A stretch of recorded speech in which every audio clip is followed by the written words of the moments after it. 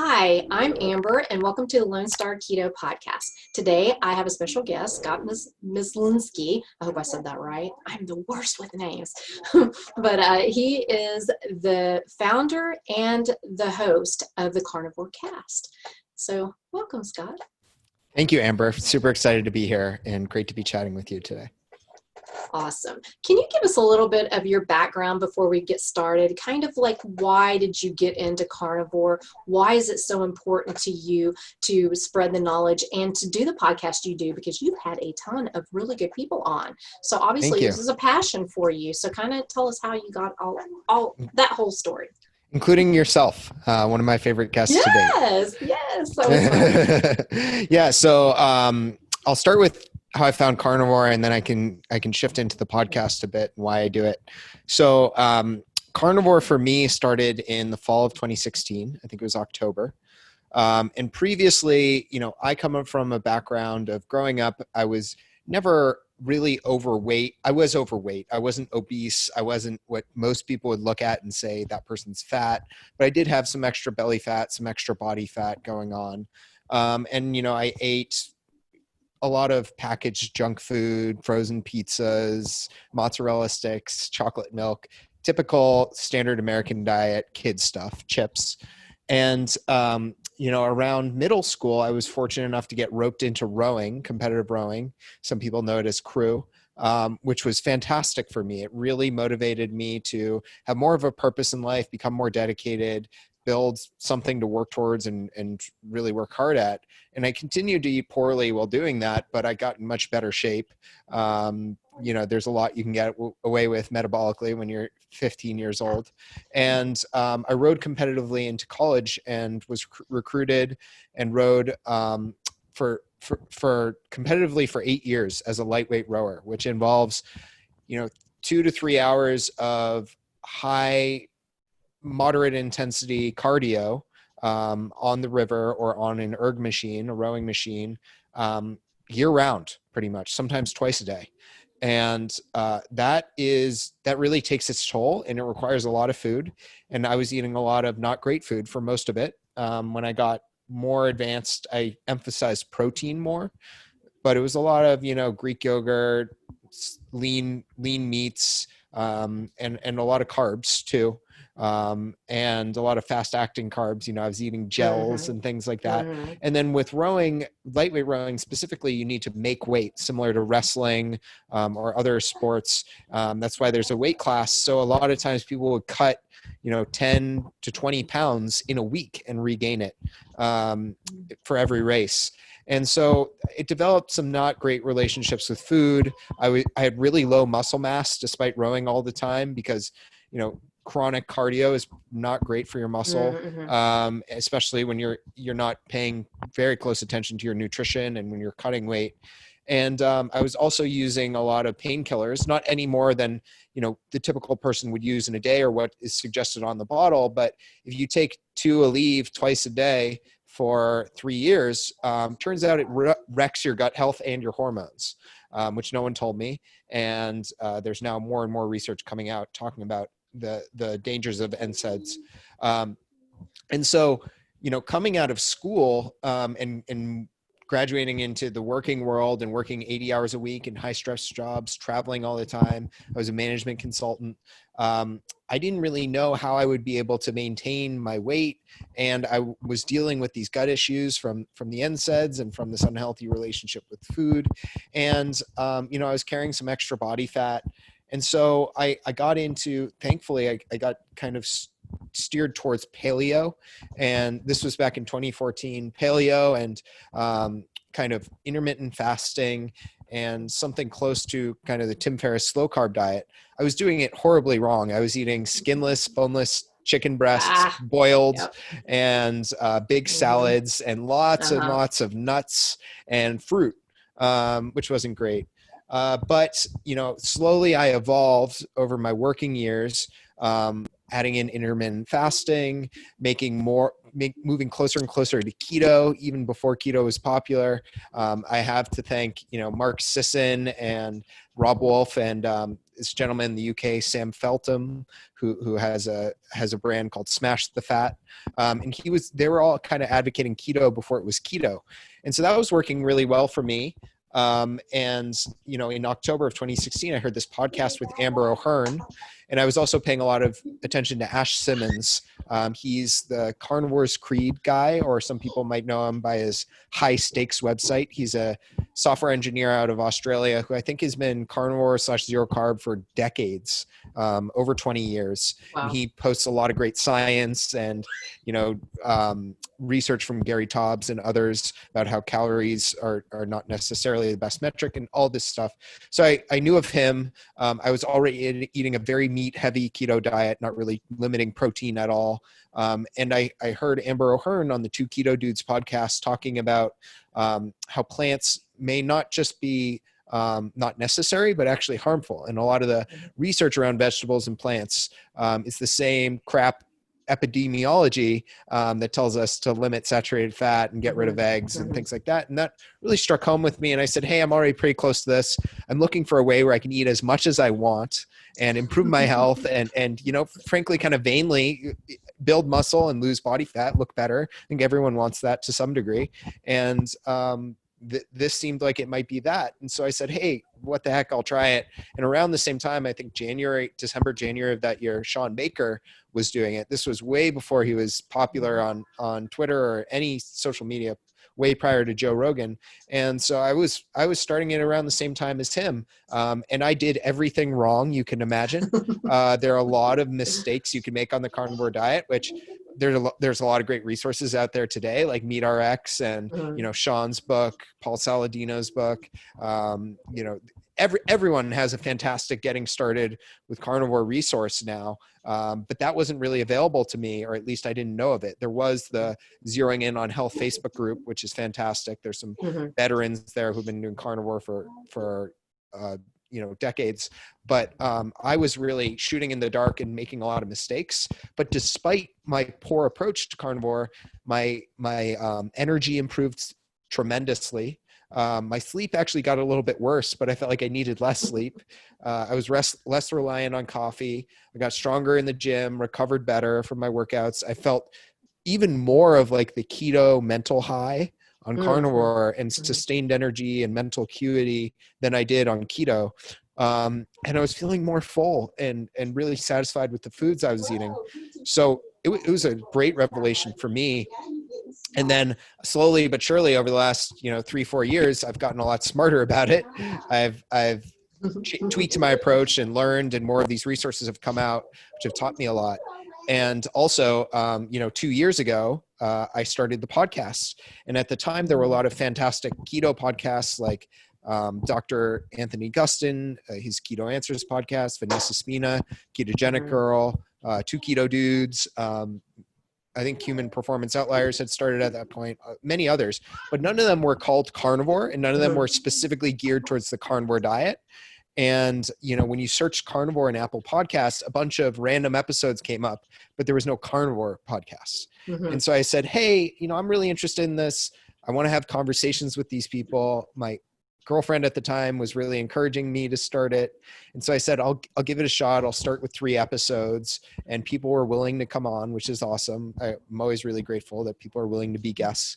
And I asked a friend who ran a totally separate podcast, what's the minimum I can possibly do to get this out there, and just post 3 episodes, not worrying about the editing or show notes or anything fancy or building a nice website. And so I did that, and it's just been a fantastic journey, having interviewed over 100 guests now, over 1 million episodes, I really try to make the podcast all about the guests. I think it's way more important to let the guests speak and hear the guests' stories. And that's really what I make the podcast about. I don't try to update people constantly on what I'm doing with my diet or, the results I'm getting or what I'm tweaking. I try to make it much more about the guests, and the guests are either experts and researchers like Dr. Paul Saladino, Dr. Sean Baker, folks who are really close to the science or leaders in the community, or they're, everyday N=1 case studies, people who have overcome a myriad of conditions, major depression with Brett Lloyd, quad equina syndrome with Nevada Gray, people with binge eating disorder, etc., and just put it out there and not try to proselytize or convince anyone they have to do the carnivore diet. But hopefully, if someone is struggling or a loved one they know is struggling with one of these conditions, they can just send that episode and maybe it'll encourage them to experiment or at least question what they're doing. And that's really been my motivation the whole time. And it's been really fun. And it's also given me a chance to connect a lot more with folks like yourself, and build kind of this community and be a part of it. I completely agree with you. And that's what I'm finding out too, doing the podcast. And I love the connection and I love to learn. I've learned so very much. And speaking of that, since you've had so many guests, I was kind of going through just out of curiosity, just how many. And I was like, holy moly, I didn't realize it was that many. And there were some really awesome guests. I mean, they're all awesome, but some big name people out there. So my question to you is, since you've done so many of these now, what was the one thing that you remember that shocked you? Whether it was something, like, wow, I didn't know this could happen, or holy crap, that's really bad. You know what I mean? Like, what was the shocking thing? Yeah, fantastic question. I'd say there have been a lot of things that have surprised me, and I'll probably have a better answer for you an hour from now. But I think what's been really interesting that's caught me most off guard is not necessarily like the most impactful thing, or the biggest general takeaway for me, but just something that I wasn't expecting is how much carnivore has helped people with, well, in general, it's how carnivore has helped people with such a myriad of conditions. I'm not saying it's a magic bullet or a cure-all or anything like that, but as a baseline diet and an elimination diet, it can do fantastic things for people with all types of issues, whether it's muscular, mental, metabolic. It's really helped a lot of people. So that's been great. But hearing how it's helped people with things like addiction, like Matthew Cruz talking about his pornography addiction and how much being on a carnivore diet helped with that and helped him quit and helped him have more stable dopamine and energy levels and feel like he had more self-control. Super interesting stuff. And there's this study I saw, I think Benjamin Bickman posted it a while back, where they had rats on a ketogenic diet or a normal diet, or maybe they just gave them exogenous ketones, but either way, in the higher ketone group, their dopamine response to cocaine was lower with ketones in their blood. So it's almost like the ketones were blunting the dopamine high of this addictive drug. So like that is just mind-blowing. Yeah. I had not heard that. That was something that I found really interesting and surprising. Yeah. Wow. That is crazy. Yeah. Yeah. So who do you think you learned the most from? Who has been like maybe your biggest mentor, or the person who came on that just blew you away with information that you didn't already even know? Yeah, I'm constantly humbled. I'd say every episode I'm learning something and finding out how little I know. I would say, the N=1 case studies teach me a lot, because they not only teach me about how valuable self-experimentation can be and how many different conditions this diet can help with, but they also teach me about the incredible resilience some people have. Like Amber, you coming on and talking about your decades of struggling with your weight and gaining and losing so much weight over and over again. And, people who are at death's door practically, like Nevada Gray and others just churning through the medical system for years and years and getting no answers. And it's like, what kept you going? What kept you trying things? I would have given up so long ago.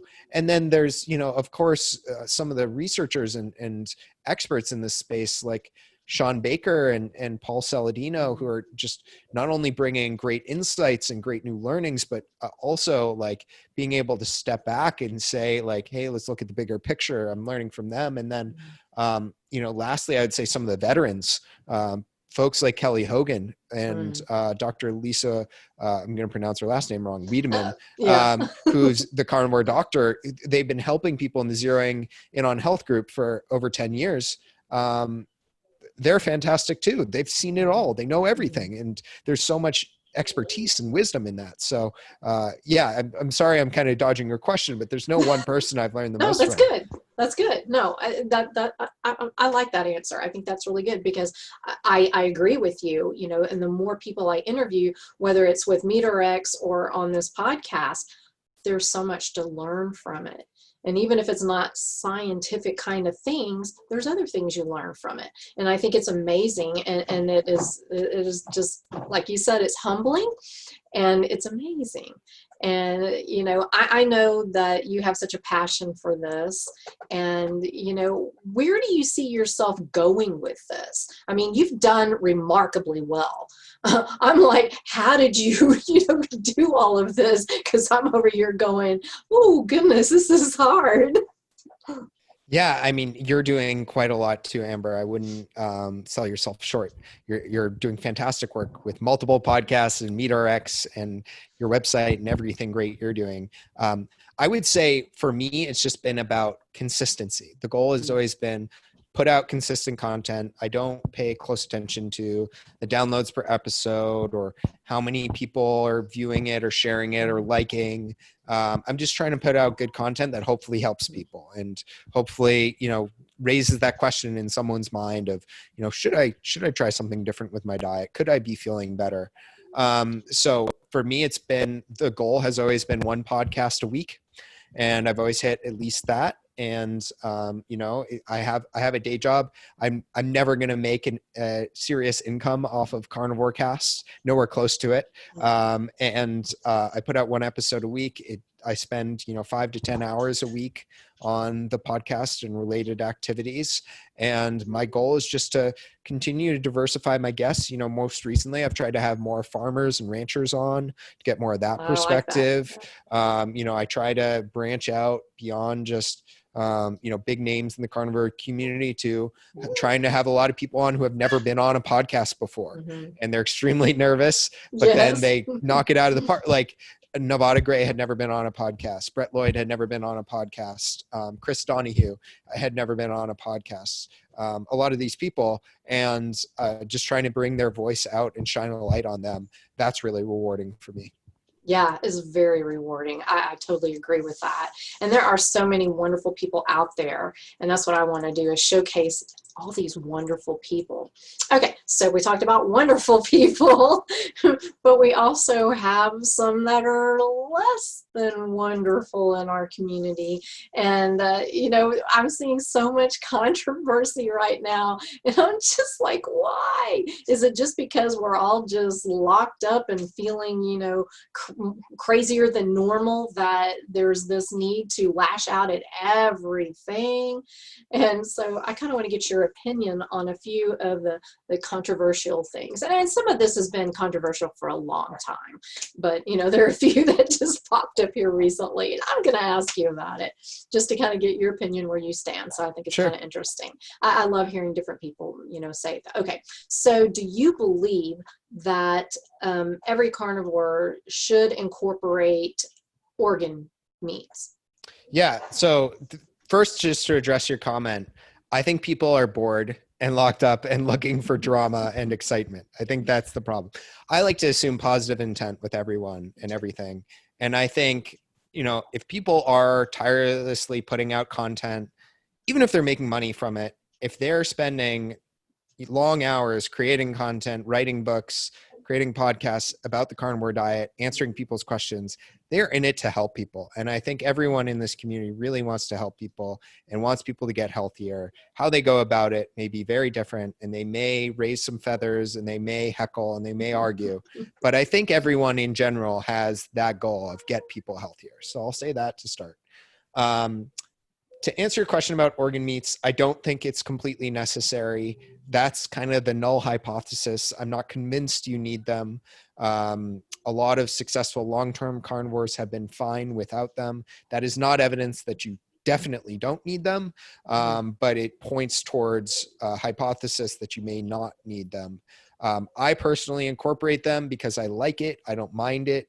I can't say it's made a huge difference one way or another. When I eat 4 ounces of raw liver 2 or 3 times a week, my brain buzzes. I feel like I'm on fire. I feel like a ton of energy. Not everyone feels that way. Most people hate liver. There are supplements and organ capsules you can take. Optimal Carnivore is one that I'm a fan of because the founder actually reached out to me when he was thinking about the product and asked for my input on it, which I thought was really cool. But I don't think people need them. I think eat the meat you enjoy. If you're eliminating plant foods from your diet and you're eating mostly animal foods, you probably don't have to be super focused on your individual micronutrient needs, because one, your needs become lower when you're not including plants and carbs, like with the example of vitamin C, which competes with glucose and carbohydrates in your metabolism. So people on ketogenic and low carb diets need less vitamin C. And then two, there's actually more bioavailable nutrients in animal foods like beef than there would be in plants. You really can't absorb, and convert all of the vitamin K or vitamin A and something like kale to its most bioavailable form like you could with animal foods. And then lastly, there's interesting research showing when you eat animal foods with plant foods, it inhibits your absorption of certain nutrients. So there's the famous oyster study. They ate oysters either plain or with corn tortillas or with black beans. And the people who ate them plain absorbed way more zinc than the people who ate them with corn tortillas or with black beans. So in summary, I don't think you necessarily need organs. If you enjoy them, that's fantastic. If you want to take a more sustainable approach and eat more of the animal, that's fantastic. But don't let it stop you from trying the carnivore diet. Awesome. And I, for one, I've tried liver, but Lord, I do not like it. I've tried. Yeah. But yeah, I kind of have the same attitude because I'm doing perfectly fine and I'm not eating it. So, I don't know. Great for you. So, people are different. So, and that's kind of where I like to come at things personally, is we're all very different. I mean, yes, we're alike in a lot of ways, but we're also different in some ways. So, okay, the next thing, what about grass-fed versus grain-fed? So I think here similarly, like it's such a small difference. You're talking about like the 0.01% difference between those two versus like eating a muffin or a bag of chips or a piece of bread or like any of these foods, any processed food. Like the difference between that and beef is just like thousands of continents versus like the difference between grass-fed and grass-finished beef versus grain-finished beef is like a sliver of a grain of grass, if you will. There's some evidence that it may have a better omega-3 to omega-6 ratio, but the ratio doesn't matter that much when there's not that much of either of those fats in beef. And as soon as you eat some nuts once, you wipe out that entire difference, just a handful of nuts, of like weeks worth of eating the grass finished beef. Also, the label is thrown around a lot. Grass fed, it can be completely false.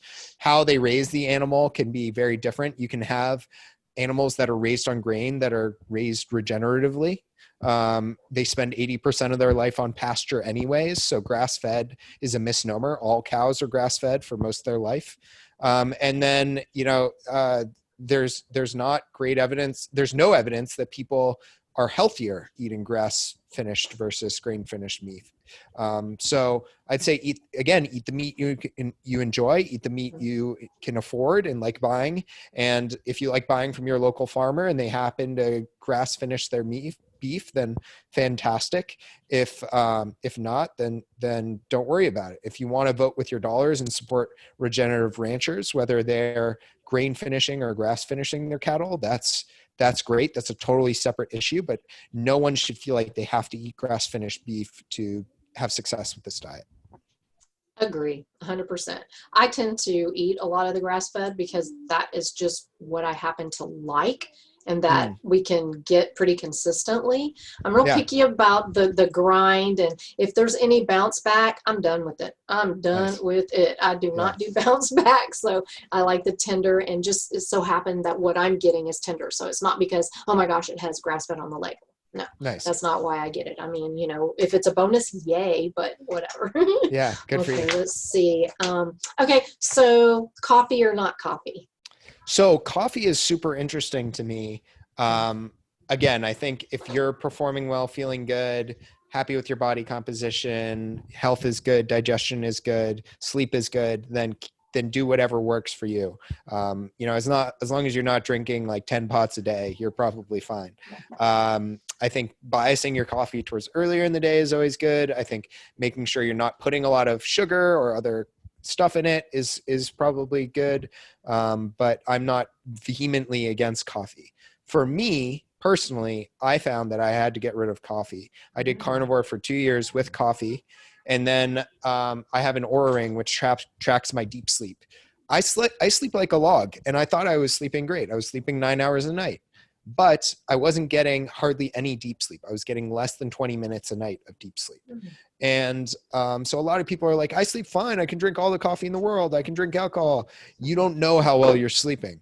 And so I said, okay, I'm going to try, you know, my girlfriend at the time, and now wife, has had a lot of digestive issues. And that's why she is carnivore as well. And she found that eliminating coffee and switching to a caffeine pill made a massive difference in her digestive health. She also has more steady energy with the caffeine pill. It's more convenient. It's cheaper. You can buy a bottle of 100 of these things for like less than $10. And you don't have to go and find coffee every day. You don't have to make coffee every day. It's just like super easy. And so I was like, hey, what the heck? I'll try that. And then switching to the caffeine pill helped me a lot in terms of my digestion and my steady energy. And then I was like, okay, I still want to fix my sleep. Let me see how cutting it out goes. And I was able to take that caffeine pill and split it down to 3/4 of a caffeine pill for 3 days, and then a half a caffeine pill for 3 days, and then a quarter for 3 days, and then nothing. And I had no withdrawals whatsoever. And I don't miss, you know, having a thing in my hand in the morning. And I've been caffeine free for over a year, and it's really, really helped my deep sleep. It's improved to, on average, over an hour a night, which has been great. And I have the same energy in the morning. I'm really high energy all day. I don't need it to wake up. And interesting, this is probably further out there for folks who are really into the nerdy science, but I got a 23andMe done. And one of the genes I have, there's this gene, it's like CYP-A12 or something. It's basically a gene of how fast or slow you metabolize caffeine. So some people may have heard the half-life of caffeine is 6 hours, which on average, which means that, you know, if you have a cup of coffee, which is, you know, 150 milligrams, then by, and you have it at 9 a.m., then by 3 p.m., you're down to 75 milligrams in your blood. And then by 9 p.m. that night, you're down to 37.5 milligrams in your blood. It's the half-life of caffeine. But that's an average. That's a population average. And I have the double allele for slow metabolism of caffeine, which means, and there have been studies, I think there's one study I found where it looked at the half-life of caffeine in people with the double allele of being a slow metabolizer. My caffeine half-life is over 24 hours. So if I have a coffee 9 a.m. one morning, the next morning I still have half of that coffee in my blood. Wow. So that is what kind of convinced me to experiment with this, with cutting out caffeine. And it's helped me a ton. That is amazing. So do you found the 23andMe pretty helpful then? Do you think it's worth it? I did. I'm curious and nerdy, but most people would probably say like, it wouldn't change my behavior substantially. And a lot of the stuff is like just kind of ridiculous and out there. Like, how much of Neanderthal genes do you have? But yeah, I found the data pretty interesting. Do you trust that it's pretty accurate? I mean, what are your feelings on that? It's a good point. I don't know. It could be inaccurate. I don't know much about the data validity. Interesting. All right, because I've been kind of considering that. I actually got it for a gift from my mother, and it was just too confusing for her, really. And she was like, I don't even know what this means. But she wasn't interested in the diet aspect or whatever, just the, you know, your typical what are you, you know? And it showed that she thought she had a lot of Indian in her, and it showed really no Indian. You know, it's just stuff like that. And so I'm like, that's interesting. Okay, so there's also a lot of talk now, two different camps, where they feel like one camp feels that the high fat version of carnivore is where it's at. And then there's another camp saying, ooh, I can't really do all that fat, so I need to eat leaner. But where do you fall? And what do you think about that? Yeah, so I've thought about this a lot and asked a lot of experts about this. About a year ago on my podcast, I probably spent 10 episodes on this topic. Oh.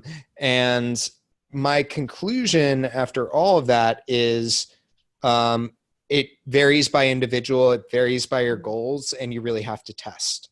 So most people in general feel more of like the ketogenic high energy levels and general better like sleep and things like that on a higher fat, moderate protein version of carnivore. Most people, but a lot of people can't tolerate that for digestion. And a lot of people, especially athletic folks, it's also like a lot of people find the higher protein version better for body composition and better for satiety. The thing about carnivore that you have to remember is most people are doing a really high protein version of carnivore, I think. Even if you're eating the fattiest steaks, ribeyes all the time, which most people don't. They eat New York strips and porterhouses and T-bones and ground beef and chicken and pork sometimes, whatever, eggs. As soon as you go down from ribeye, whatever you're eating is going to have less than 1 gram of fat per gram of protein. And so automatically you're below like 67% calories from fat. And then as soon as you cook the meat, the like nutrition labels, what they tell you is the raw weight of the meat. And so if you have a ribeye that's 1-to-1, 1 gram of fat per 1 gram of protein, and you cook that on the grill or in an air fryer or even in a pan, you probably lose about half the fat content. So even if you say, I only eat ribeyes, I'm on a high fat carnivore diet, if you're grilling your meat like most carnivores are, you're losing half the fat. And all of a sudden, you know, instead of eating 200 grams of protein and 200 grams of fat a day, you're eating 200 grams of protein and 100 grams of fat a day, which is a pretty high protein version of carnivore. It's nowhere near like ketogenic macro ratios. So, you know, I find it easier to just eat like a bunch of meat and a bunch of steaks, and I feel satisfied with that. I have also tried tirelessly to do higher fats version of carnivore, even the right way, which is no liquid fats. You just eat raw beef suet and like minimize the amount of protein you get. Similarly to what I said before, I feel higher energy. I feel better doing that. I feel lighter. And it was very satisfying. But after about 2 weeks to 3 weeks, without fail, in the middle of the night, very far away from my meals, I get really bad stomach upset, like bloating, a ton of gas, burping endlessly. And as soon as I reverse it, it goes away. And it only starts after like 2 to 3 weeks. It's the strangest thing. And so maybe I just don't have the bile and the digestive enzymes to break down that amount of fat. But even if you did, do you want to be eating raw beef suet all the time? Most people, if they try to do high fat carnivore with a bunch of butter and tallow and lard and bacon grease, they get horrible either like cramps and constipation, or they get really bad diarrhea one way or another. And so like, think about what's sustainable for you. I think people should probably try both at some point for, you know, give each a 2-week shot and then find what you enjoy and what you can stick to. Yeah, I agree with that for sure. I know for me, secret, I don't like fatty meat. Do not like it. No. Ribeyes, nope. 80-20 hamburger meat, nope, can't do it. I just can't do it. And it's a palate thing for me more so than it's like my body rejects it or something. I just don't like it. I like Yeah. fillets and I like a little bit leaner meat. I mean, I can do 85%. And like I said, it has to be the good ground kind that doesn't have all that nasty bounce back stuff in there. Yeah. But, I'm super picky, I guess. And I'm not, the quote carnivore, whatever you want to say. But Your meals look delicious, Amber. And I'm jealous of some of your photos going out and getting like lobster at a restaurant and things oh, like that. yeah, yeah, That's super high protein. That's super lean. So, yeah. yeah, it's what you enjoy and what you can stick to. Yeah, for sure. Okay, I think I got all of that except for now the last one, the latest one. Great. Honey. Yeah. So I mean, I'm not going to rail on anyone for including honey in their diet if it's something they enjoy, if they feel like it's benefiting them somehow. I think trying to artificially fit, the only thing I have a problem with is trying to artificially fit into a framework of this is an animal carnivore food versus not, like keep it to what foods feel good and don't feel good. There, like honey is, in my mind, much closer to sugar than any other animal food. And there are many, quote, plant foods like mushrooms or cucumbers that would probably have a closer metabolic effect to eating meat than honey would. So I think like trying to artificially fit it into this framework and say, no, this is okay because it's an animal food, it comes from a bee, is ridiculous.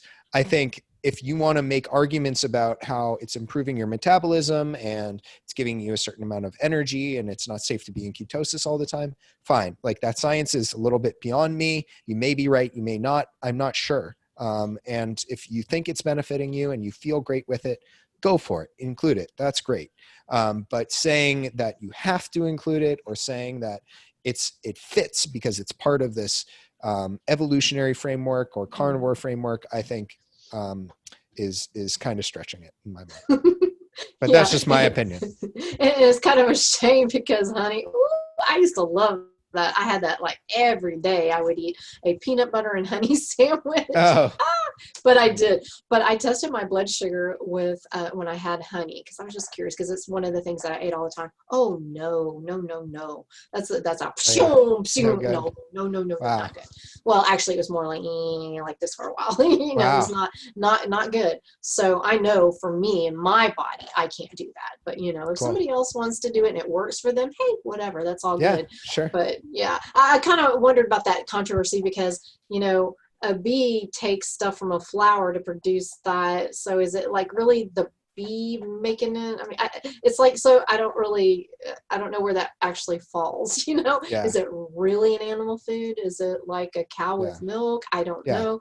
It's kind of, I don't know, but I And used to love it. So saying animal foods is a good, like easy heuristic for people to follow. But I think when you're trying to like stretch it and include things like honey, like it's just a little bit pedantic. yeah. Okay. Well, something I guess I could have fit this into.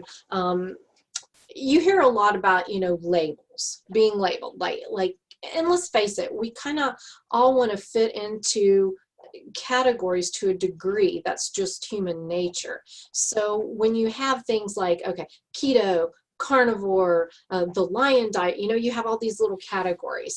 So when somebody say they eat 95% of the time they eat animal-based foods, okay? Maybe they don't even have dairy or honey or whatever. They're just eating meat. But every once in a while, like on a weekend, they might decide if they go out, they might want to have broccoli with their steak. So does that mean they're not carnivore? Yeah, I take issue with that. I think unless you have an autoimmune condition or a food addiction problem or something that really prohibits you from having non-carnivore foods, non-meat foods, if you're eating 80%, 70% plus of your food from animal products, that's carnivore in my mind. Like carnivore, look up hyper carnivore is the biological definition of an animal that gets more than 70% of its food from animal products. from eating other animals. Like a lion is a hyper carnivore. They sometimes eat grass. They sometimes eat some berries. Like that's fine. And if you are eating mostly animal foods and to stay compliant with the diet, you like to have a square of dark chocolate, or you like to have some keto ice cream every once and then, or some sauces, or whatever makes the diet sustainable for you. And, you know, as long as you're feeling good, even if you aren't feeling good, if you're happy with how you're feeling and you're happy with how you're performing and happy with your health, like go for it. That's fine. Like you can be a carnivore. I'm not going to say in group, out group, you're not a carnivore. I'm calling you out. You ate broccoli. Like that's not my position or my place to do. You know, if we were scientists and we were classifying people into groups for a scientific study and we had to say, have you eaten only animal foods for the past 10 years? That would be one thing, but we're not. We're just trying to help people get better. And helping people get better is about number one. The number one base of the pyramid is always going to be adherence and compliance. What can you do consistently? And so that's what's most important in my mind. And I think trying to draw this artificial line of 100% carnivore or strict carnivore versus keto carnivore or whatever, it just seems arbitrary and unnecessary. I think we should all be trying to support each other, you know, same team, trying to get people healthy, trying to get people to be happy and, you know, enjoy their lives with their families. Life is short. Yes. That's exactly that's how I view it too. And I personally don't care what another person eats. I mean, I do because I want people to be healthy and happy, but I'm not going to sit there and go, oh, well, oh, did you have some spice on that? Because guess what? I use spices, limited, but I still use them. And, you know, I'm not going to dog somebody for that and then tell them that they are no longer carnivore. And Yeah. what is your take too? I find this kind of funny, and I did it too, and I probably still do it, where you classify something, oh, that's not keto, or oh, that's not carnivore. You know, what is your take on that? Yeah, there's a funny saying where anything is keto if you slice it small enough because of the carb count. If it fits. Yeah. So, I mean, yeah, I mean, there are foods that are probably better on a keto diet or carnivore diet. You know, there are foods you probably want to limit if you're on a ketogenic diet. But again, it's arbitrary lines and, you know, these diets come and go and there are many different versions of them. And I think, you know, just finding a version that works for you and supporting other people and trying to be polite and friendly is most important. Absolutely. So in a general term, why do you think diets, food, is so triggering? It's up there with politics and religion. And that personally has blown my mind. The more I see it, I mean, even when I was eating sad, I wasn't all crazy about, you know, oh my God, you're only eating red meat. Oh my God, you know, and taking it personally or whatever. Yeah. Why is that? I see it daily and I'm blown. That's a really interesting question. Why are diets so triggering? Maybe, I mean, I'm just going to guess here. I think it's because it's something that is really easy to change. It's something you do every single day, multiple times a day. And if you tell someone, if someone knows that they're on a particular diet, they get defensive that they're doing something wrong. So if you say at a party, oh no, I don't eat that, I am on this diet, suddenly everyone else may feel more defensive because they're insecure about themselves and they're not sure if they're eating the right things. It's something that requires a lot of willpower, deciding what you eat every single day, every single meal. And I think maybe because of that, people feel really insecure about their own choices and their own what they're doing. And I think that comes from oftentimes a lack of education. People don't know what to eat. They don't know if they're doing the right thing. There's so much confusing information out there, so much money in the diet industry with conflicting messages that they don't know if what they're doing is right. So when they see people doing different diets or they hear about a diet or someone tries to convince them a diet, they become very defensive and insecure with themselves. Maybe that's my guess. that's kind of what I'm thinking. That's what it seems to be, because if you're doing one thing and that's the good thing, then obviously if they're not doing the same thing, it must be the bad thing in their minds. Not that you say that, or, you know, whatever. I try to be really careful about, you know, not, you know, shoving anything in anybody's face. I eat the way I eat, and that's it. And I'm not going to change, and I'm not going to appease somebody and eat crap that I don't want. But at the same time, I'm not going to say, oh, you have to be doing the same thing as me, or you're, you know, whatever. Now, I admit I do kind of cringe though when I see, you know, those that I care about eating stuff that I know is doing damage to them, especially if they're already diabetic. Yeah. You know, it's tough. Okay. And so my next question, this kind of feeds into that. Okay. Sure. So there is all this controversy over diet, right? You know, veganism is the way to go. Carnivore is the way to go. SAD diet, the guidelines, that's what we're supposed to be doing. So where do you fall in that? Okay, I guess what I want to ask is, what kind of common denominator can we find that we all agree on, whether we're carnivore or even vegan? What common ground? Yeah. I like to take a huge step back with this and say, one, like, don't take anyone's advice for granted. Take your health into your own hands. So many people just assume some authority figure is right about their diet, and they don't question it. And that's what has gotten us into this whole mess, is just blindly trusting authority or the default and never even examining what we eat. Most people just put whatever's put in front, eat whatever is put in front of them. So that's one. Two is like, you know, try things and see what works for you. Investigate your own diet. If you're following a diet, that means you care more about yourself and your health and your body than 99% of people out there. So that's great. And then three, after that, I would actually getting into like some of the X's and O's, I would say like avoid processed foods, eat more whole foods, eat more animal foods, eat more protein, like things that we know that people are lacking in their diets. Most people are deficient in and are causing a lot of problems. That's where I would start. And I think those are some of the kind of common denominators. Yeah, and like no seed oils, those kind of things. Yeah. And what about like things like soy? Yeah, Like, I'm not a huge fan of soy. I think it can have a lot of disruptive effects on your hormones. I don't think we evolved to eat a lot of it in large quantities. I think a lot of it is highly processed and mass produced.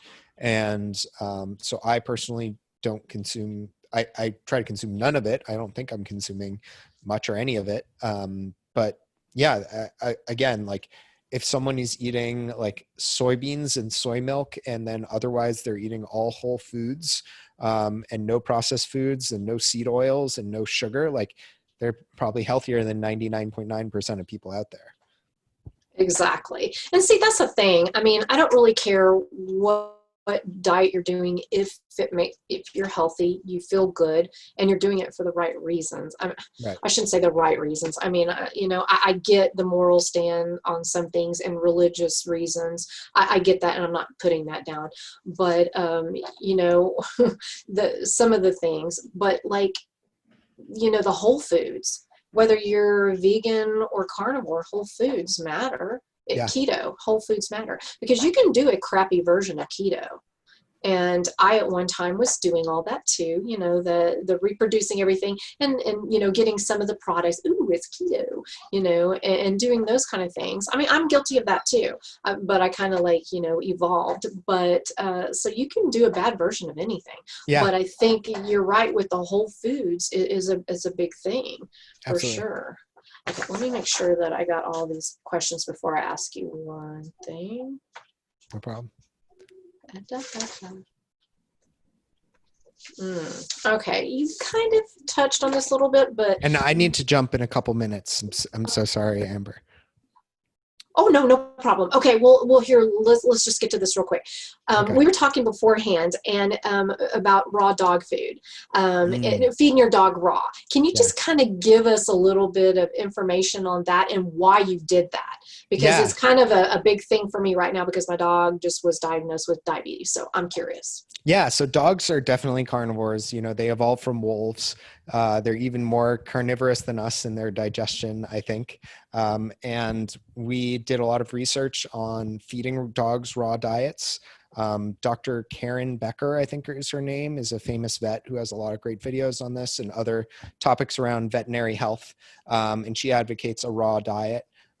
And we looked into a lot of different options, whether we wanted to, mix mostly raw animal foods and some plants or include some fiber and things like that. And we ultimately came to the conclusion that we wanted to feed our dog an all meat diet that included some organs. And we were lucky enough to find a local provider called Dogs Gone Raw, which sells, less than $2 a pound dog food, which includes tripe, trachea, beef, liver, eggshells for calcium, and a little bit of bone. And our dog has been done fantastic on it. She has very healthy skin and fur, and everyone's always commenting on her energy. She devours it and goes crazy for the smell of it. And yeah, it's worked really well for us. So we're going to continue doing that, I think, for the rest of her life. Of course, the vets push back immensely because they sell dog food and they sell Purina, and they cite all these studies, which of course are usually funded by Purina. But yeah, we've been very happy with it. Oh, wow. Well, I'm so glad that you're doing that now because it's a little too late for mine. But I mean, she is improving after starting a raw diet. But I wished I would have known. So Yeah. I'm going to be talking a lot more about that because I don't want any other dog to suffer any more than I want a human to suffer. So do you have any last minute advice or something you wanted to say before we go? I'd just say, keep an open mind and be nice to people. Like, we're all on this earth to help each other and try to make it a better place, and everyone's trying to get healthy. And be open-minded, and don't try to push things on people or criticize people or, in-group, out-group fighting. It's not doing anyone any good. And feel free to share your story, share it with a friend, share it with coworkers, share it with loved ones, but do it in a respectful way. Do it when they ask questions. Be the testimonial that people want to ask about, and then open up. I think that's my philosophy and my approach. I love it. Awesome advice. Perfect. Okay. Well, thank you so much for joining me. Thank you, Amber. Fun. I'm glad I could return the favor, kind of, sort of. I guess you were, of whatever course. you want to call. Yeah. Anyway, I'm going to have all of Scott's information below. And hey, while you're here, subscribe and then go follow Scott at Carnivore Cast. Go check out his podcast. He has had some fabulous guests on and really good information out there. So be sure you do that, but it'll be below. So thank you, Amber. Scott. And you have a wonderful day. Have a great rest of your day. You too. Bye. Bye.